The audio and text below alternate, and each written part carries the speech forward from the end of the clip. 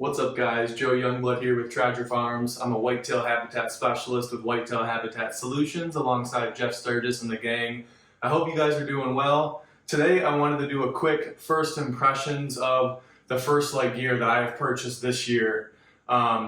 Mainly for a couple of reasons. One, I'm not going to be going over the actual technical specs as much for you guys. First Lite has tons of videos already out on the nitty-gritty specifics. But I wanted to go over, some of the differences that I noticed between it and Sitka, which I used to wear a lot on, quite often, and also just my first impression, what it feels like, what I think it may be like this year when I get out into the season and testing it out. I have not really tested this gear. It has more or less been, me trying it on, and again, my first impression. So we'll see what you think.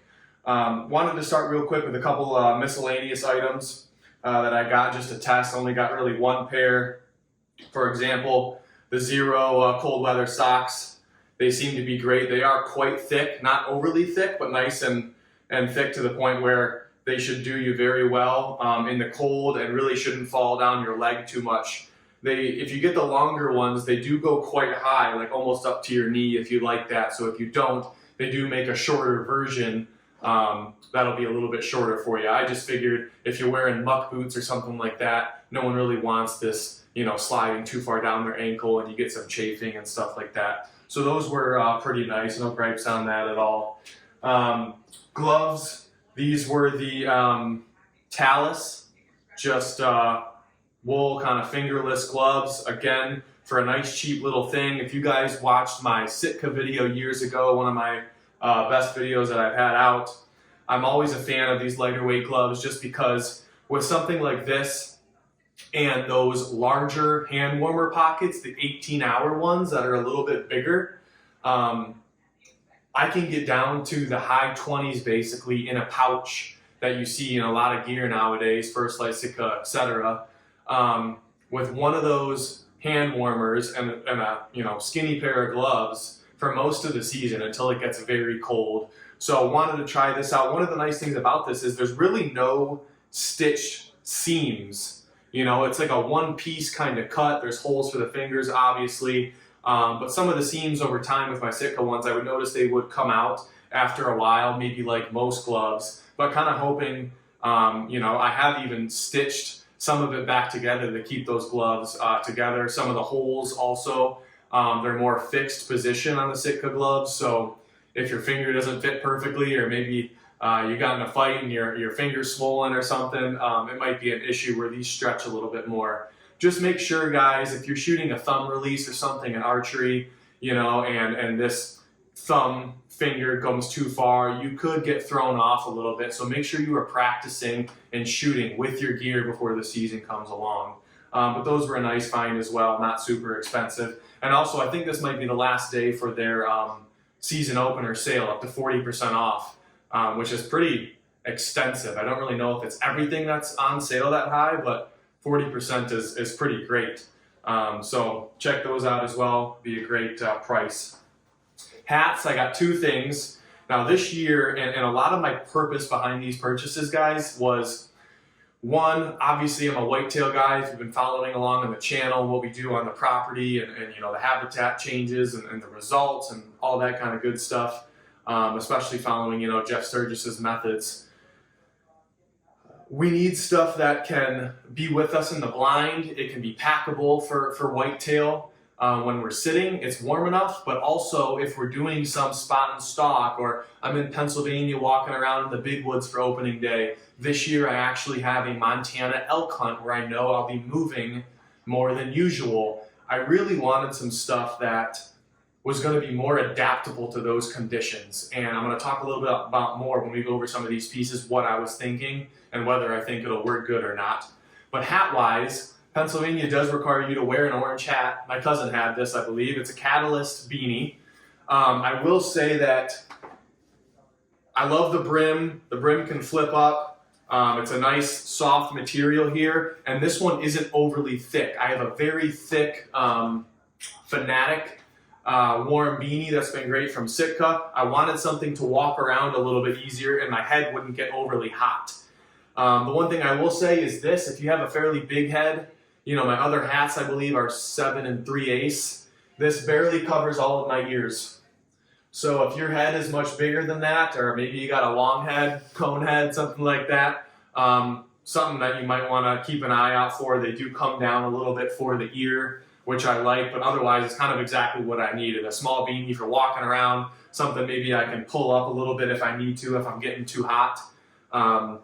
But the rest of the time, or in Michigan, if I don't need to wear an orange hat, I'm usually wearing a super light, just kind of merino beanie. It's very thin. And then when I throw a hood up on any hoodie underlayer that I'm wearing, that honestly will get me down into the 30s with just those, you know, covering my ears and the top of my head and kind of sealing that heat in. So bear that in mind. The other hat I got was this trace hat. It is kind of this California-esque vibe to it, so if you don't like that style, it might not be for you. I don't mind it. It's pretty cool. Don't really care too much how it looks as long as it gets the jobs done. But blocking the sun with the brim and everything, you have these mesh ventilated pockets and a really neat clip, if I can undo it at all, so that you can adjust things if it's wet, if it's dry, something you can throw in the wash. I really like to wash all my stuff in the scentless detergent, guys. I'm not gonna go through all this work, play the wind, and then put on a sweaty cap like this one that I might wear everywhere for the hunting season. It's just not gonna happen. So I'm gonna save these for the hunting season. When I use them, if I have a 70, 80 degree weather hunt, you know, I will wash it and still do all my other tactics that we go over as far as playing the wind and access and stuff like that. So anyways, if it shrinks, if it moves, you have this great adjustment band, and it is super lightweight, guys. It's super breathable, and sometimes if you're like me, if you're out there and the sun's in your eyes, or it comes up right in front of your face, it's really nice to have this brim, and I don't always have it. So lately, in the last few years, I've been really starting to kind of have some sort of hat to make it a little easier if you're going to be hunting for a few days. So bear those in mind. Kind of moving along, some of my favorites. This is a men's furnace hoodie. So for First Lite guys, you know, it can be a little bit more difficult to figure out their numbers and their thickness layers. So they have a 350, a 250, and a 150, but unless you click on it in the website, they utilize different words and names for it. So the furnace is their heaviest one. It's their 350 merino wool layer. So the furnace is their thickest. It's warm. You put this thing on, I mean, it's great. It's not necessarily meant, I think, to do a ton of active wear, more for the sitting and stuff. So I don't know how much I'll use it in Montana, but I thought if I get cold or in camp or whatever, or if I do some sitting, it'll work both for, you know, something like a Montana hunt at times, and specifically for whitetail when I'm sitting. It also has the pouch that you guys I know love. I love throwing in that big 18-hour hand warmer and shoving my hands in there. Bear in mind, super soft, super comfortable. It does not have a DWR finish or anything like that, so it's not something you're going to want to get soaked in. You're going to want to have some other layer to throw over this if you get, you know, some precipitation and stuff. But other than that, I love this, and I think it's going to be one of my favorite pieces going forward. So with the other layering, guys, the 250 is their Kiln, K-I-L-N series. So that's their 250, that kind of mid-layer. And that's what I chose for my long johns. And the Wick, the W-I-C-K, is their 150, their ultralight base layer. So if you're in some southern states and you know you're pretty much going to be mostly in warmer weather, you don't really have a need for a thicker stuff, then that Wick series is going to be best. So Furnace, Kiln, and Wick. When you click on a product on the website, at the top it'll say 350, 250, or 150 for the three different thicknesses. So just kind of bear that in mind if it simplifies it. Some other companies might use, you know, heavyweight, midweight, lightweight. I think that's a little bit easier, but once you can start to know the system, it's not all that bad. Excuse me. Now, for this long john, I will be honest, I have struggled with long johns my whole life. I don't know why, if it was just sports or fitness. I thought my butt would be big enough to hold long johns up on my waist, but I've tried numerous different companies, numerous different sizes, and I'm being completely honest, I've not found one that really worked okay. Well, I take that back. Maybe like a cheap Walmart thing or something that I had used for just years because I didn't have another option. A couple have been okay, but the nicer, fancier, long johns have never worked. I've sent them all back. I haven't kept a single one of them until now. Literally, this is the Kiln, okay, men's Kiln long john. It is the version that has the zipper, so if you get too hot and you need to zip up without taking your boots off and take these off, if you're too warm, you need to shed some layers, which again, I'm thinking about my other hunts in Pennsylvania, or maybe it's a long walk in for whitetail or what have you, elk. That's kind of a nice feature. But look, you have even this Velcro in here where the zipper is. So one, it's not going to rub on your waist raw, which is a great feature. But two, there's a little bit of adjustability and kind of padding and compression here to stay on your waist.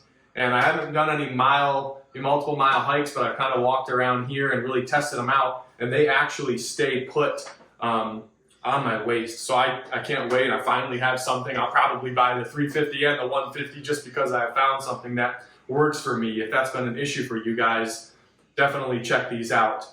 The other thing I wanted to mention, if I remember correctly, well, two things. One, all these merino wool, they are 95% merino wool. It's not some ridiculous blend. You actually get the advantages of merino wool, and that's mostly what they're made of, not just a bunch of other mixture of stuff that you never really know. The other thing I'm looking for is I swear that these are actually mediums. So size-wise, guys, pretty true to size. I'm typically a 34 pant. I'm 6'2", 205 to 210 at times. And these mediums, not super beefy legs, but these mediums were great. The gloves, I will say, going backwards a little bit, these were larges. I actually measured my hand true to size with the flexible tape and everything, and it came back like a small or a medium. All right, again, 6'2", 205, 210. I haven't worn a small medium, and I can't even tell you how long. So the fact that the long johns being a medium was surprised. I went up to a large just for guessing sake because I thought I would never fit, and I was right. With the gloves, I did kind of stick to that large, extra large, maybe have been too big, so I was happy with that. So just kind of bear that in mind. The other stuff seemed to be pretty true to size.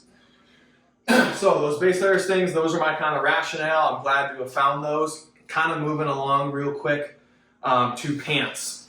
This is the Corrugate Foundry pant with the suspenders. I love the suspenders, guys. Being able to walk around Pennsylvania, not have to worry about a belt, being able to take them off if I want to, and really shouldn't be messing at all with the sling.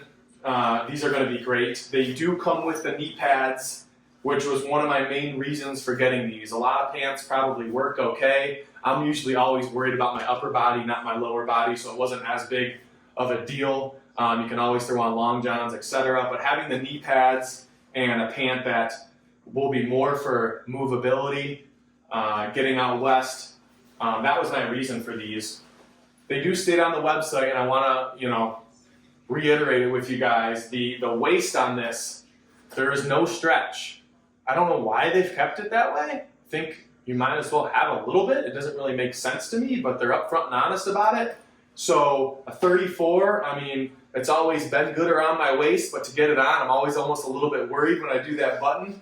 But once I have them on, they've been fine, just like all my other jeans, etc. But I do want to make you aware of that. It really doesn't have much stretch, so if you need to go up a size, then do that. I wanted to say you had to go up to like 2 inches, like to a 36 from a 34 if you wanted to go up, and that just worried me about sagging too much and stuff like that, even with the suspenders. So something to keep that in mind. Other than that, they fit great. You have some great pockets, zipper and otherwise, that are really easy to get to. You also have these vents here on the side, which are nice to be able to vent out. So it's going to be a great pant.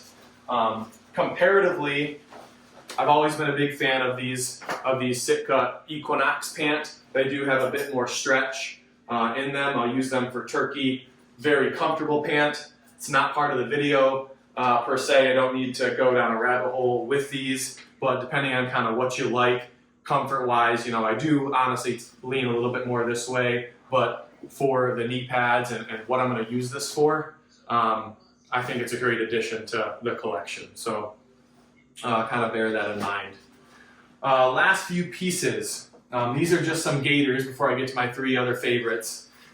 These were the, I'm blanking on the name, but they were the thicker and sturdier gaiter. I think they had 2 versions, and they do feel very tough. Can't wait to use them. Haven't used them yet. I think they'll last a long time.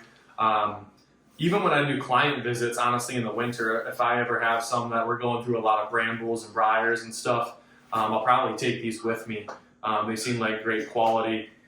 These ones were a little bit more expensive than the other version that they make, but I think will be well worth it. I only want to buy one of these. I'll probably have these for decades without buying another pair, which is fine. So, last 3 pieces.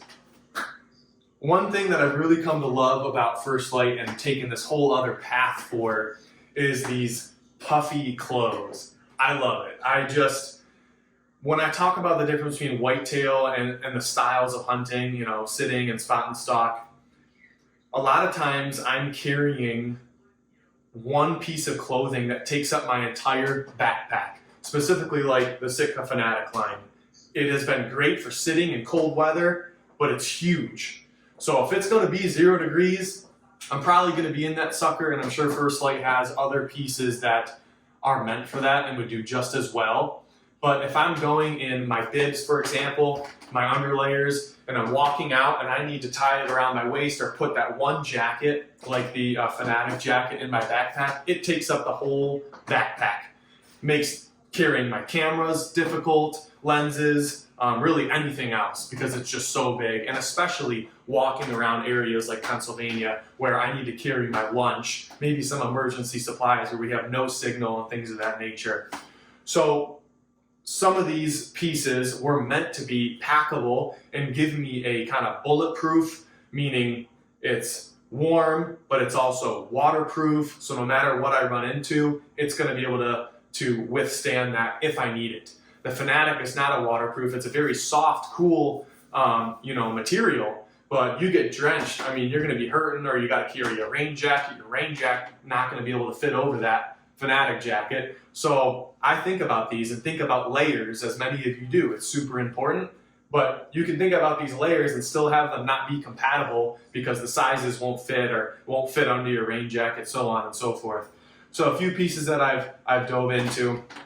And the first one is this Uncompagre, I believe it's pronounced. They all sometimes refer to it as the Unk line. And this is their jacket, guys. How cool is this? This is it. It is stuffed into the hood right now. There's my hand for comparison sake. So this would be just the bottom layer of my pack. I'd have plenty of room to carry this whole thing. It is waterproof, and it is considered a puffy. This is a large size, so again, I'm 6'1", 6'2", 205 to 210.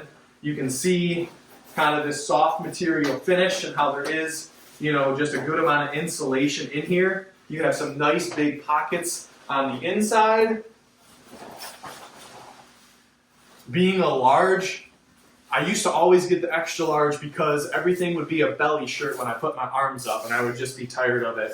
This is perfect. It's below my waist. I have plenty of room to have a couple layers underneath here. Again, if it's going to be 0 degrees, I'm probably going to go to a more cold weather, even though some people do wear these. But if you need to put in a ton of underlayers, I think I could do it. You would just have to kind of test, can you draw your bow back? Or maybe you want to go up a size or something like that. But for what I'm looking for, being able to walk around, have a weatherproof, nice, comfortable finish, great pockets. It has also these pockets that are a little bit higher, so if you're wearing, something down here, or you have your bino harness, you can still access these pockets.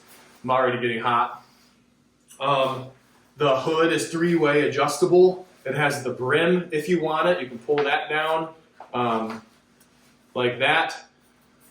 Tons of different features have gone into that to making it comfortable. So these are all the Fusion camo. Here's that other, it's a magnetic closure, big pocket here, and then also these zipper pockets on top of it for being off to the side. you know, stashing gloves and hats. It's nice to have those ready and available so you don't have to go digging through a pack all the time. I actually really prefer to keep a lot of that gear on me.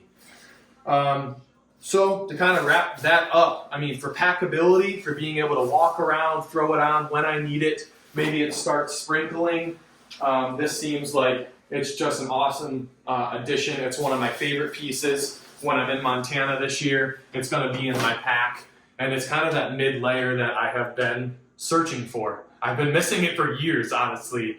It hasn't really bit me in the butt too much because I'll wear some base layers under a rain jacket, but most of those rain jackets, guys, they have that a little bit extra noise. It's not the best for archery typically, and so this will be a much more versatile layer, I think, in my opinion. To go with that, I did buy the same Unk puffy pant. So again, in love, wearing this pant is one of the most comfortable things. I mean, if I didn't have dog hair everywhere, I'd probably wear these all the time. The one gripe I'd have about these is that there was no pocket. There's no pocket. I don't know how much it would have added to put a zipper in like a pocket or two. Not the end of the world. I don't know why they didn't do it. Maybe there's a reasoning that I'm just not familiar with. Again, they have the Velcro over the zippers, and the beautiful thing about this is if you're in a tree stand or maybe you're glassing for mule deer or elk, very easy to slip these on. And what I hear is most guys will even just wear these in camp.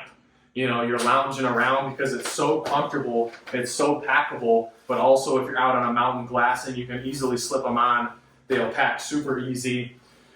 So they're super comfy. So on one end, you know, for whitetail, as long as you can fit your other gear in your jacket and your pack and stuff like that, you're not going to be fitting anything in these. So it's a little bit of a downside, but on the other end, just for comfort or added warmth, like if you wear a thinner, these Corrugate Foundry, if I didn't say, you know, they're not really a winter pant. They're meant to be kind of a mid-season pant. Walking around, I'm sure you can get a little bit cooler. Otherwise, walking them around in warmer, you know, 60, maybe even 70 degrees, who knows, temps.